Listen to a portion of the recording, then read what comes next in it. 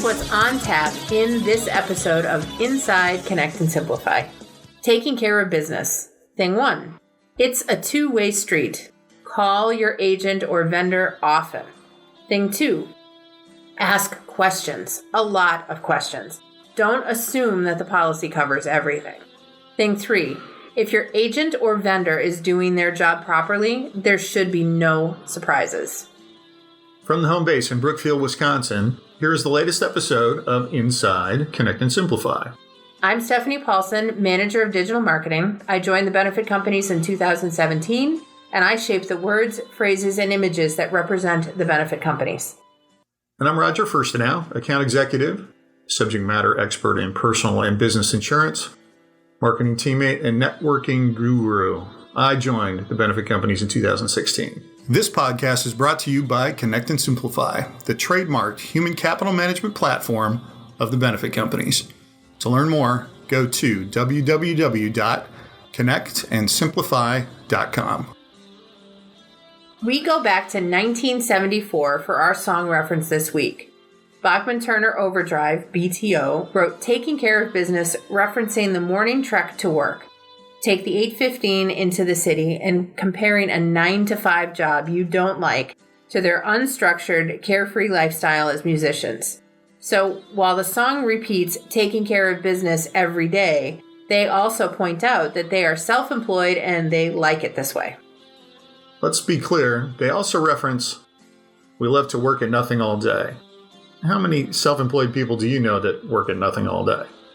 Certainly, before they got famous, playing huge arenas, selling tons of records, BTO spent hours learning how to play, to write, to record, and then they played a bunch of dive bars and free gigs. It did not come overnight, and it took tons of adjusting, changing, and communicating to get to that level of success. So, how does this translate to property and casualty, life and health insurance, both personal and business lines? Here's the correlation. Our subject matter experts in health insurance, employee benefits, workers' compensation, business and personal insurance have done the work. They've studied, taken the test, continued their education, worked cases, and learned their business so that they can take care of our clients. No overnight success stories here either. We have paid our dues. One main focus of our relationships with our clients is open communication. Crucial and sometimes overlooked in our industry. In our last podcast, we talked about several scenarios where lack of communication from insurance clients increased risk and in some cases cost them money. A personal insurance client traded in his car and did not inform his agent for over a year. A company bought a second company and did not loop in his agent until after the sale was complete. A new condo owner purchased a condo policy online without consulting an agent and then was at fault for a water claim in the building. Then there was a client that got married and didn't tell their agents for 9 months. The owner of a boat repair and storage business whose storage barn burned down, he lost the claim due to breach of contract. We're going to give you the rest of the story on these and how they could have been handled better.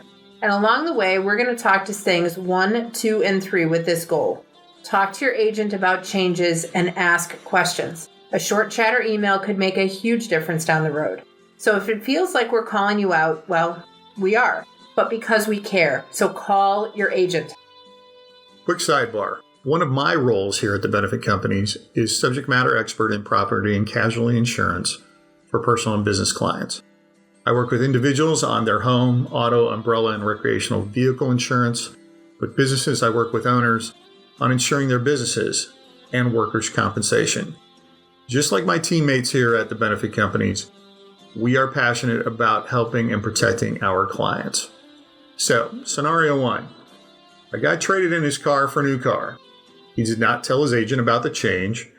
In the regular course of business, the agent sent out emails and phone calls for a review and to check in, but never connected. All the while, the guy had his insurance on auto pay, so the policy stayed in force. The agent did not find out about the change until 13 months later, when the guy got in a wreck and totaled the car. Thankfully, no one was injured. but his insurance company did not pay him out for his 1-year-old car. In the contract, it stated, any change in vehicle must be reported to the agent or carrier within 30 days. He missed the deadline by a full year. A call or an email from the client or response to the agent's calls or emails would have saved him thousands of dollars. Call your agent. So then in scenario 2, a business owner of a successful company bought another company to expand his empire. Due to the process of finalizing the deal, non-disclosure agreements and such, he did not contact his health insurance agent until after the sale was finalized. Now at that time he called and said the acquired company has been purchased and folded into his existing company. I need you to add the employees to his parent company health plan. The health agent had no idea that this was in the works, and it took over a week to get all of the employees' information gathered, communicate with the new employees to complete enrollment, and get the information to the carriers involved. Now, legally, those employees were without insurance during that time, and any claims that happened could have been denied. The business owner needed to get, at a minimum, inform the health agent that a purchase was in the works and ask what steps it was going to take to ensure a smooth transition. He could have done that as well in advance and reduced the risk to his business and employees. It could have also been as easy as, hypothetically speaking, if I were to buy another company, what would my agent need to know to make sure everyone is covered? So here it is. Call your agent. Scenario 3. A first-time condo owner bought a unit in a 4-story complex. Prior to closing, she needed a condo policy which met a couple of guidelines stipulated by the association. Instead of calling her agent, she went online and purchased a policy. Within that first year, she was found at fault for a water claim that damaged her unit, the units on either side of her, and the ones below her. Because she did not talk to her agent, the policy she purchased did not include building coverage, sometimes called dwelling coverage. This coverage on a condo policy covers the condo owner's portion of the complex she bought. Things like fixtures, cabinets, floors, walls, ceiling, and things attached to them. And result, she was out over $70,000 and had to eat that loss and foreclose on her condo. If she would have called her agent and told them she was buying a condo and did not know what she needed to cover it properly, she might still be living there. Call your agent. Scenario 4. An auto, umbrella, and renter's client emailed their agent to say she was buying a house. After a couple of exchanges, the agent finds out she was married almost a year ago. By the way, the closing date was 2 weeks away. The agent had contact with this client periodically, but this was the first news on all of these topics. So the agent updated the client to married, and the end result was a savings of several $100s with the married discount. However, it could have been more. The change to married status could not be backdated the 9 months, only 30 days. Then the agent prepared a quote for the house and sent it to the client, asking for a meeting to discuss the plan. No answer for several days until she finally texted back that she had just had a baby and gotten home from the hospital. Again, all news to the agent. They got the home policy placed in time, and the next discussion is life insurance. An email or phone call on any of these life changes would have saved money. So call your agent.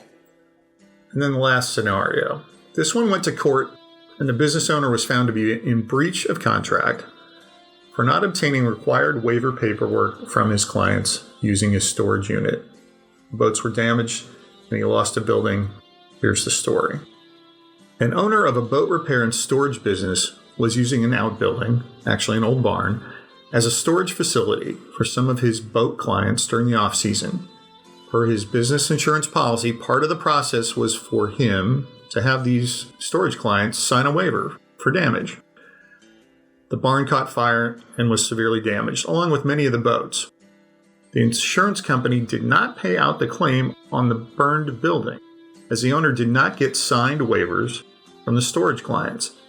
He did not fulfill his required steps and was found to be in breach of contract. He never rebuilt the barn. Those boat owners who properly had their boats covered on a boat policy while in storage at another location were compensated. All he needed to do was have these clients take a few minutes to sign a standard waiver and keep a copy, and he would have been made whole. If he would have spent the time with his business insurance agent to understand the policy and the risk, and then spent the time with his storage clients on a waiver, this could have been avoided. Call your agent. So whether you are a personal lines client insuring your home, auto, and stuff, or you are a business owner insuring your business and taking care of your employees' health plans, or you are using the benefit companies for any of the services we offer, payroll, time labor management, human resources, employee benefits, retirement plans, ACA administration, or property and casualty insurance, here's the message we want you to take away. We're going to ask a lot of questions during our entire relationship with you. You need to ask us a lot of questions during our entire relationship with you. We need to know about changes, preferably before they're complete. When you are thinking about a change, let's talk and be sure we don't miss details that put you at risk. We will contact you just to check in. 2020 has been a challenge, to say the least, and we will call just to ask, hey, how are you doing? Tell us what you expect for communication, and we will do the same. It reminds me of an exchange from a MASH episode between Hawkeye and a colonel visiting his wounded men. The colonel said, "I appreciate how much you care for my men." And Hawkeye responds, "Almost as much as you do. We care about each one of our clients, their possessions, their families, their employees, their businesses, almost as much as they do." Thanks for listening. Here's what's on tap for our next episode of Inside Connect and Simplify. Don't look back. Thing 1. Technology is ever evolving, and for many companies, human capital management systems, or HCM, are bringing efficiency to the workplace. Thing 2. Technology is great, even better when married with service. We'll talk about how design and implementation goes great with a personal touch. Thing 3. What is the real ROI on an HCM system? You might be surprised on some of the extra benefits of dropping paper for digital. So thanks for listening. Now call your agent and be well. This podcast is brought to you by Connect and Simplify, the trademarked human capital management platform of the benefit companies. To learn more, go to www.connectandsimplify.com.